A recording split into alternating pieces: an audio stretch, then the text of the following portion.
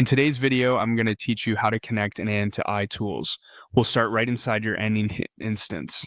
Head to the Workflows area and create a new workflow so we have a clean canvas to work with. On the empty canvas, click the plus icon to add your first node.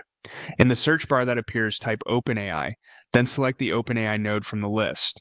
Within the node, choose the action focused on messages. Select Message, a model. If you haven't already, pick the credential you'll connect with.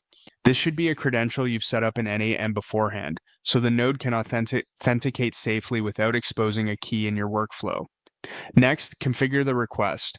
Choose the resource and operation that match what you want to do with the model. Then choose the model you want to use. General purpose chat models work for most tasks. Choose based on your needs. Now define the conversation. Under Messages, set the type to text, then assign the role. A system role is perfect for high-level guidance, while user role provides the actual prompt. In the prompt field, write a clear, concise instruction and include any examples the model should follow. If your use case benefits from multi-turn context, click Add Message to supply additional system or user messages. To make downstream nodes easier to build, enable Simplify Output.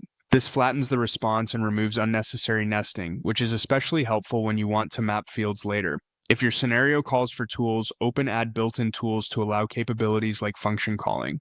Then open Add options to set temperature, max tokens, and other advanced parameters. When everything looks good, click Execute Step to test. You'll see the model's response in the output panel. Skim it to confirm the content and structure match your expectations. If needed, tweak the prompt, model, or options, then test again. Close the test panel when you're satisfied. Back on the canvas, click the plus icon to add the rest of your tools.